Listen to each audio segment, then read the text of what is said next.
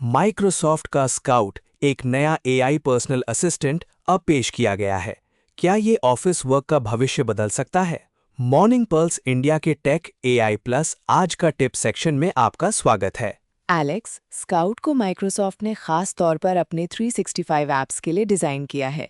ये open claw platform पर आधारित है और आउटलुक, वन ड्राइव, टीम्स जैसे टूल्स में इंटीग्रेट होता है। स्काउट एक ऑलवेज ऑन असिस्टेंट है जो ऑफिस कर्मचारियों के लिए वर्चुअल असिस्टेंट की तरह काम करेगा। इसका मतलब है कि कंपनियां कर्मचारियों को व्यक्तिगत एआई असिस्टेंट असाइन कर सकती हैं। क्या स्काउट को पायलट से अलग है, क्योंकि गो पायलट भी एआई की मदद से काम करता है? को पायलट आमतौर पर ऐप्स के अंदर ही सीमित रहता है, लेकिन स्काउट पूरे माइक्रोसॉफ्ट 365 इकोसिस्टम में फैला हुआ है। ये कैलेंडर मैनेजमेंट, खर्च रिपोर्टिंग, ईमेल ड्राफ्टिंग जैसी चीजें खुद कर सकता है। तो क्या स्काउट से ऑफिस की प्रोडक्टिविटी काफ़ी बढ़ सकती है? बिल्कुल, स्काउट की मदद से रिपीटेटिव टास्क्स ऑटोमेट हो जाएंगे, जिससे कर्मचारियों का समय बचेगा और वे ज्यादा क्रिएटिव वर्क पर फोकस कर सकेंगे। ये एआई असिस्टेंट बिजनेस में आने वाले समय में काफ़ी बड़ा बदलाव ला सकता है, खासकर जब हर कर्मचारी के पास अपना पर्सनल एआई हो। अब बात करते हैं माइक्रोसॉफ्ट की नई एआई मॉडल की।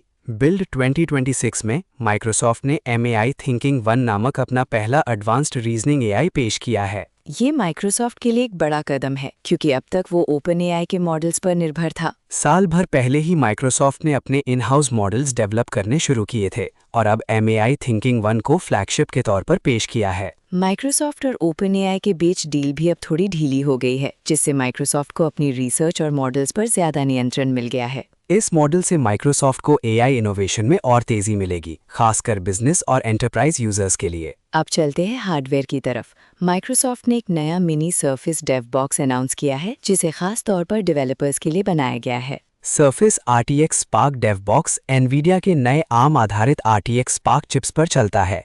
ये सर्फेस लैपटॉप अल्ट्रा की तरह ही हाई परफॉर्मेंस और एआई वर्कलोड्स के लिए ऑप्टिमाइज्ड है। क्या ये डिवाइस लोकल एआई टास्क्स और सस्टेन्ड वर्कलोड्स को आसानी से हैंडल कर सकता है? जी हाँ, माइक्रोसॉफ्ट के अनुसार ये डिवाइस खास तौर पर उन डेवलपर्स के लिए है जो एआई एप्लीकेशन और मॉडल्स को लोकली टेस्ट और रन करना चाहते हैं। सर्फेस डेव बॉक्स से एआई डेवलपमेंट प्रोसेस और तेज और एफिशिएंट हो सकता है, जिससे इनोवेशन की स्पीड बढ़ेगी। अब सुरक्षा की बात करें तो गूगल ने फेक कॉल डिटेक्शन का फीचर रोल आउट किया है, जिससे AI deep fake phone scam से बचाव होगा। आजकल लोग अनजान नंबर से कॉल उठाना कम कर रहे हैं, लेकिन स्कैमर अब भरोसेमंद नंबर्स और डीप फेक वॉइस का इस्तेमाल कर रहे हैं। गूगल का नया फीचर इन नकली कॉल्स को पहचानकर यूजर्स को अलर्ट करेगा, जिससे फ्रॉड और धोखाधड़ी से सुरक्षा मिलेगी। इससे एआई डीप फेक टेक्नोलॉजी के गलत इस्तेमाल पर काबू पाया जा सकता है, खासकर जब कॉल करने वाला किसी जान पहचान वाले का रूप ले लेता है। अंत में ओपन एआई ने कोडेक्स ऐप के लिए 6 नए प्लगइन्स लॉन्च किए हैं, जो खास तौर पर व्हाइट कॉलर वर्क के लिए बनाए गए हैं। इन टूल्स में data analytics, creative production, sales, product design, equity investing और इन्वेस्टमेंट बैंकिंग शामिल हैं। हर टूल में स्पेशल इंटीग्रेशन, इंस्ट्रक्शंस और जॉब कॉन्टेक्स्ट दिया गया है, जिससे कोडेक्स किसी खास जॉब को बेहतर तरीके से समझकर ऑटोमेशन कर सके।